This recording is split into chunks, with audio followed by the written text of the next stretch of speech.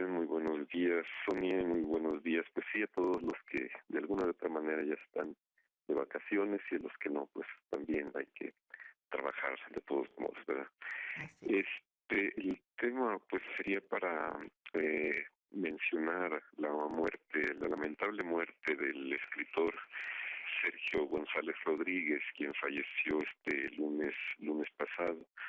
Sergio González Rodríguez tiene una obra extensa, trata ensayo, trata narrativa, y es un periodista también muy minucioso, pero un periodista que lleva sus investigaciones periodísticas, precisamente las lleva al terreno de la literatura ficción, podríamos decirlo así, si es que cabe el término, porque obviamente en su obra, y él en una de ellas, en La pandilla cósmica, por ejemplo, explica la dificultad que existe en pasar de o no la dificultad, bueno, una dificultad para comprender la ficción o realidad y ficción. A final de cuentas, en México suceden tantas cosas que parecen de ficción, pero que están sucediendo realmente. Y una de ellas, pues, es este enorme horror que estamos viviendo con tantos asesinatos, desaparecidos, extorsiones, esta situación de irrealidad precisamente que vivimos en México y que nos tiene envueltos a todos en ella, que lo hemos llevado a tal nivel como para normalizarla. O sea, es normal la cantidad de desapariciones, de fosas clandestinas, de asesinatos, que pues ya esto no nos parece para nada parte de nuestra realidad, sino parece que es como si estuviéramos viviendo en una fantasía sin importancia. De eso se trató la obra de Sergio González Rodríguez, y a eso dedicó prácticamente toda su vida. A él se le conoce fundamentalmente por un libro, pero que luego se hace una trilogía. El libro es Huesos en el Desierto, que es el primero que toca, que pone la luz precisamente sobre los feminicidios en Ciudad Juárez. Los feminicidios, un término que todavía no se manejaba como tal, eran las muertas de Ciudad Juárez. Luego, a partir de ahí, justamente el término feminicidio se va metiendo muy a fuerzas a veces, porque hay muchas resistencias también a las legislaciones, a los códigos penales de los distintos estados. Esa trilogía, perdón, Huesos en el Desierto, está formada por este título, por este libro, El hombre sin cabeza y Campo de Guerra. En esta podemos llamarla como la trilogía del horror en México. Es leer estos tres libros es como empezar a buscar, a comprender, que no justificar lo que está sucediendo en México. Es como entender al México de los últimos años, y podría decirlo, pues de los últimos 20 años o quizás 30 años, porque en dónde comienza a surgir este horror en el que estamos metidos, pues quién sabe, pero nos empieza a llegar de repente como una cascada que se hace más intensa hasta inundarnos completamente. Los temas están ahí, y un tema central, por supuesto, que tiene que ver con el ser humano, es el cuerpo. En Huesos en el Desierto es, por supuesto, el cuerpo de la mujer. Hay una relación en todo esto que tiene que ver con la mujer primero expuesta, objeto del deseo, en los centros nocturnos, en estos lugares conocidos como table dance. De hecho, Sergio González hace antes un libro de ensayos que se llama Los Bajos Fondos, y él comienza a indagar precisamente sobre la vida. El de Los Bajos Fondos es una narración histórica, más histórica, de los cafés, de la bohemia, todo esto, pero él empieza a interesarse sobre la vida de las mujeres que viven en los bajos fondos, y ahí inmediatamente pues surge esta relación inmediata, que es la mujer sometida por los poderosos, sometidas por el político, sometida por los policías y sometida por los narcotraficantes. Si nos damos cuenta de esta tríada, políticos, policías y narcotraficantes, que podemos convertirla en una sola persona, son como los elementos que tienen sumidos a México en el terror. Y obviamente una de sus expresiones de esta tríada es el maltrato al cuerpo, y el inicio es el maltrato al cuerpo de la mujer, al que primero lo ponen como un objeto de deseo,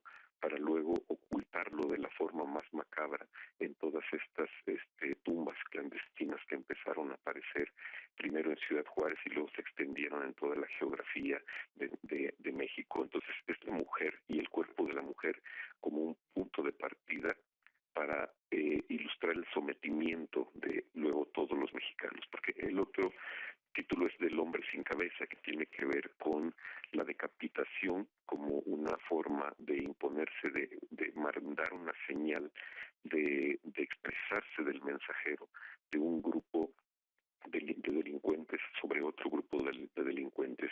Él pone un ejemplo, Sergio González Rodríguez pone un ejemplo y dice que si se reunieran todas las cabezas de los decapitados y se hiciera una línea vertical, alcanzaría el tamaño del ángel de la independencia. Se dice, de ese tamaño es el horror si ponemos una cabeza encima de la otra.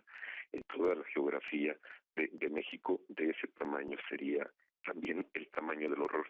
Y esto es simbólico porque obviamente él pone el ángel de la independencia, porque el ángel de la independencia evidentemente es nuestra referencia histórica, nuestra referencia nacional como más importante. O sea, es el símbolo, por así decirlo, el símbolo mayor de la patria, que refiere precisamente a nuestra independencia, a nuestra soberanía. Bueno, esta independencia, esta soberanía está alcanzada o mide el mismo tamaño de nuestro horror representado por esas cabezas cercenadas.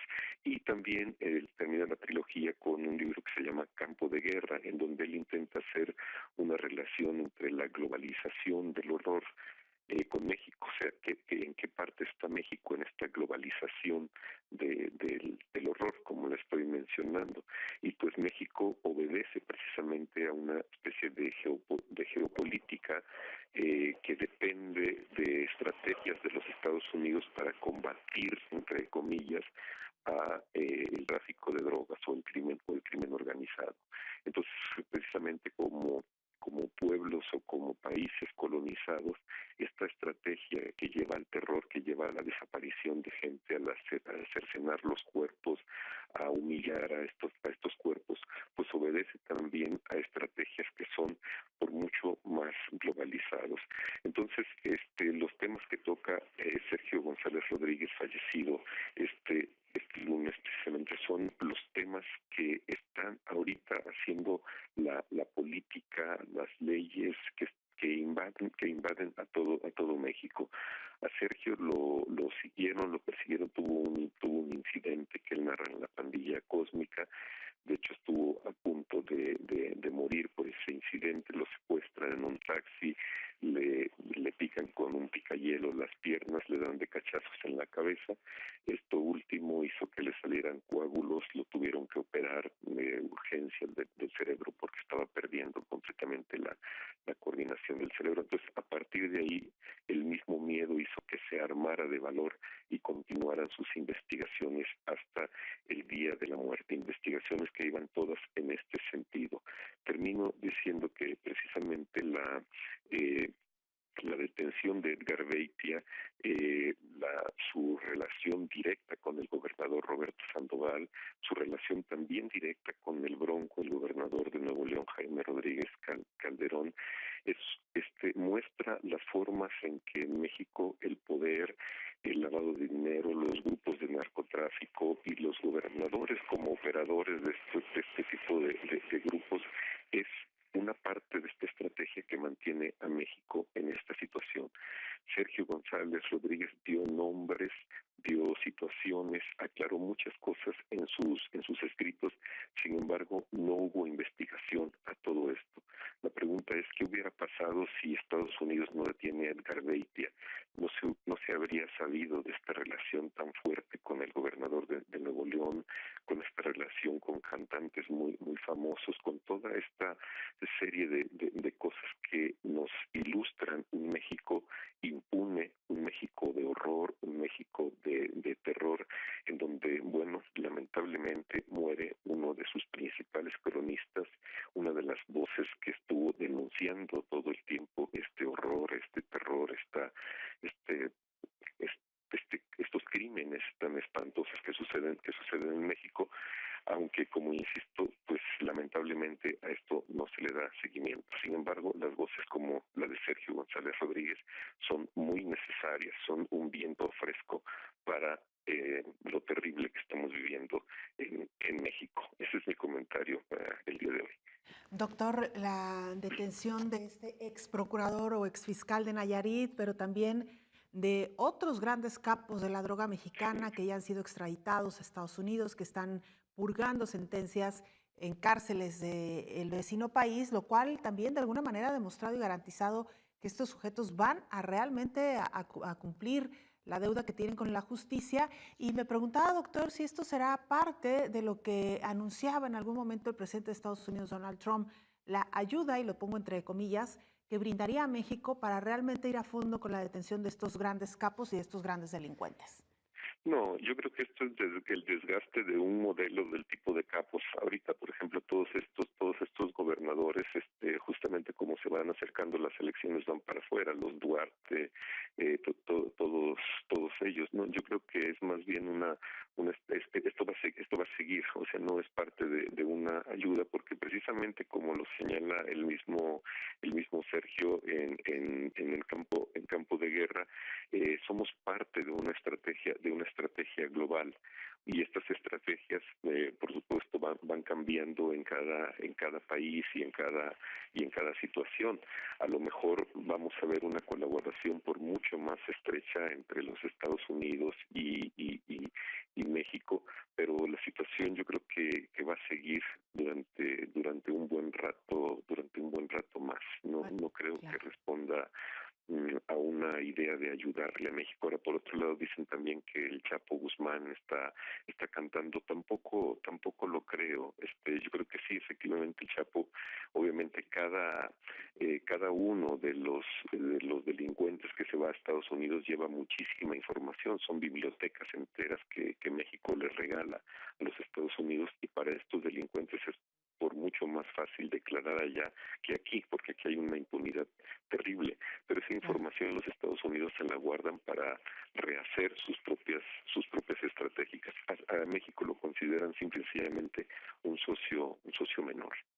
Doctor, como siempre, muy interesante la reflexión. Nos quedamos con varios elementos. Gracias y muy buenos días. Al contrario, un gran abrazo, buenos días. Es el doctor Roberto Castelán con su colaboración de cada lunes. Vamos a una pausa, regresamos, haremos un recorrido por la información nacional e internacional más importante de las últimas horas.